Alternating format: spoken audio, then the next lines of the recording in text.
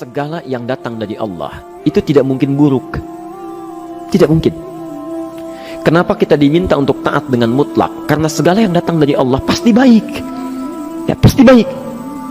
Karena Allah menurunkan segala maslahat sesuai kebutuhan kita. Cuma manusia kadang-kadang, maaf, menginginkan sesuatu dengan pikiran pendeknya yang bukan kebutuhannya. Al-Baqarah 216. Enggak pelan-pelan kita ya.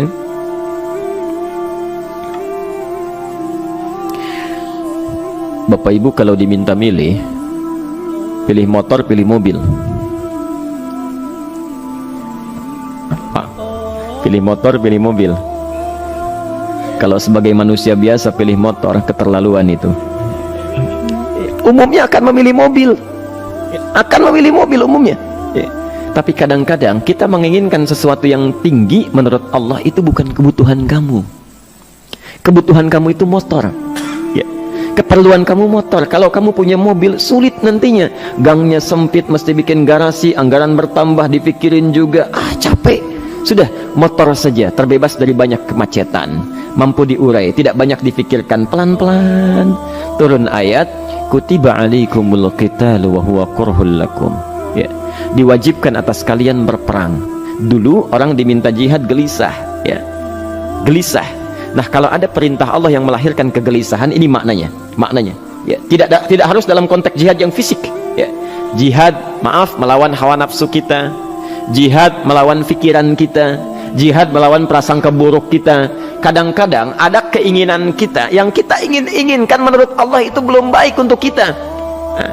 Nah, sifat manusia ketika diberikan oleh Allah keputusan yang terbaik, kadang-kadang ada sifat dalam hatinya gejolak, belum bisa menerima, ya.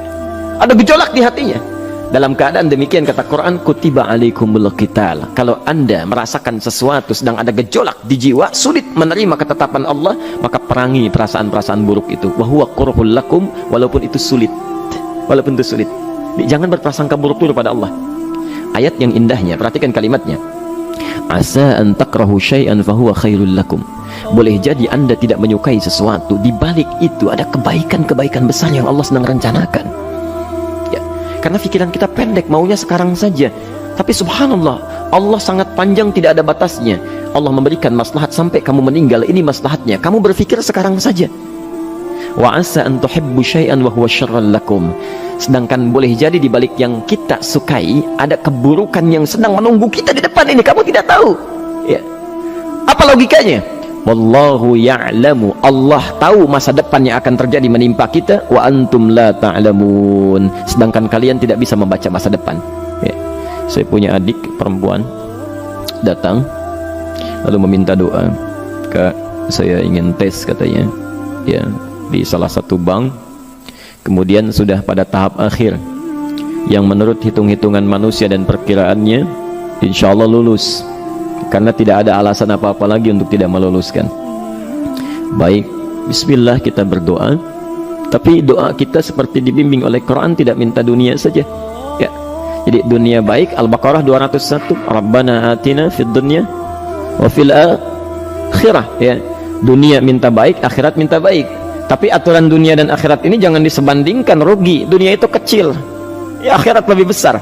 Dunia itu kecil, makanya diatur di Al-Qasas, ya, ayat 77 sampai 78 itu aturannya, wabtaghi fima atakallahu daral akhirah wala tansa nasibaka minad dunya. Minta seluas-luasnya akhirat, tapi dunia jangan berlebihan, ya. Sekedar mencukupi kebutuhan kita saja, ya. Pakaian, Bapak Ibu sekalian, ya, kita beli pakaian sesuai kebutuhan saja, jangan berlebihan, ya. Cukup ketika kita akan sholat, layak, indah dalam pandangan Allah. Ketika kita akan bermuamalah, bagus, tidak mengecewakan orang lain, sudah. Maka waktu selebihnya, ketika kita mencari sesuai kebutuhan, waktu selebihnya bisa digunakan untuk memperbanyak ibadah. Tidak banyak energi terbuang, uang juga terbuang, tenaga juga terbuang. Bayangkan kalau keinginannya macam-macam. Wah, ingin baju terbaru, ingin tasnya Hermes, mereknya dari Paris, sekarang juga mesti dibeli. Wah, uangnya sudah 400 juta keluar, tenaga mesti keluar, beli tiketnya macam-macam dan sebagainya. Habis waktu untuk mengejar dunia, ibadah tertinggalkan. Di rumusnya dunia itu secukupnya saja. Nah, yang paling menarik, kita doakan supaya Allah memberikan kebaikan dunia dan akhiratnya yang paling utama. Maka datanglah dengan lesu mengatakan, saya tidak lulus katanya. Kenapa? Saya bilang, saya tidak tahu, saya sudah berusaha, tapi konon kabarnya saingan saya adalah anak salah satu pejabat. Masya Allah. Saya bilang, kamu jangan bersedih. Kamu menginginkan sesuatu dengan pikiran pendek, Allah pasti memberikan yang terbaik yang tidak terlukiskan nanti. Subhanallah. Pekan beberapa hari setelah itu muncul berita, ternyata dia diterima di bank syariah. Ya, dia menginginkan sesuatu yang diinginkan, Allah menginginkan lebih dari apa yang dia harapkan. Dikasih bank syariah, di situ terjaga, meningkat keagamaannya, terjaga hijabnya, segalanya, dan disitulah kemudian diarahkan untuk menemukan jodohnya. Masya Allah. Dia berpikir saat itu Allah merencanakan masa depannya. Ya, jadi apa yang Allah sudah rencanakan pasti baik, Pak, Bu. Jadi tadi dari salat subuh yang pertama kali ingin disampaikan adalah, coba dilihat sampai subuh ini, adakah aturan Allah dan Rasulnya yang sampai subuh ini pernah kita langgar, pernah kita ragukan. Barangkali itu yang membuat kehidupan kita sulit. Ya. Allah, Rasul membuat aturan, dan ada 4 tipikal orang, ya, 4 tipikal orang bila dihubungkan dengan aturan yang Allah dan Rasul sudah buat itu. 1, ada yang ikut aturan. Maka orang seperti ini, kata Quran, yuridullahu bikumul yusra wala yuridu bikumul usra. Al-Baqarah 185. Allah menginginkan kemudahan, tidak menghendaki kesulitan dalam hidupmu. Ya. Maka dibuat aturan, yang ikut aturan Allah pasti mudah hidupnya. Ya, pasti mudah hidupnya. Ya. Rizkinya mudah, hidupnya mudah, nyaman, enak. Ya. 1, ada yang ikut aturan. Yang kedua, ada yang keluar aturan. Ya. Ini pasti repot. Pasti repot. Di awal-awal seperti menyenangkan, ujung-ujungnya repot. Allah bilang, jujur, jangan berdusta. Kalau dusta celaka. Wailul lil mukadzibin. Celaka bagi para pendusta. Dia keluar aturan, dia berdusta. Awal-awal memang nikmat. Besok. Ya. Pak, ini amplop siapa ya? Ya. Maaf Pak, ini amplop memang ini khusus Pak, anggaran tertentu, tidak ada kaitan dengan proyek ini. Padahal ada kaitan dengan proyek, dia sisihkan untuk kepentingan pribadinya. Bohong. Saat itu merasakan enak dapat tambahan, besok-besok dikejar-kejar sama aparat kepolisian. Ya. Celaka. Wail, itu sudah keluar aturan, pasti celaka. Ya. Subhanallah. Jadi ada orang kedua keluar aturan.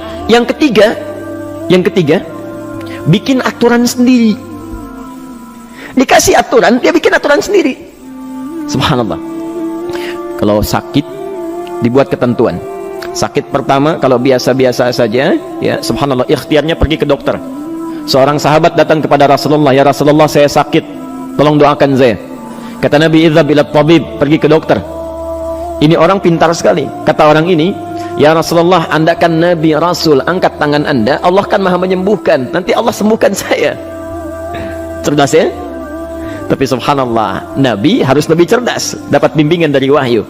Pergilah ke dokter, karena kesembuhan yang telah Allah tetapkan dititipkan di tangan para dokter. Masya Allah. Pergi ke dokter. Ya. Itu rumus pertama. Nanti kalau dokter sudah pada hand up, ya, angkat tangan, tidak mampu menyembuhkan, itu tandanya Allah ingin langsung menyembuhkan tanpa turut campur makhluk yang ada. Maka kaidahnya akan berubah nanti, ya, dari kaidah biasa kepada kaidah Al-Anbiya ayat 83 sampai 84. Itu aturan yang menyembuhkan langsung dari Allah Subhanahu wa taala. Tapi kalau Anda sakit, perginya ke dokter. Ya. Cuma ada manusia bikin aturan sendiri. Sakit, pergi ke dukun. Ya. Dukun nggak bisa, pergi ke paranormal. Dirinya pun sudah nggak normal. Makanya disebut paranormal, karena nggak normal. Ya.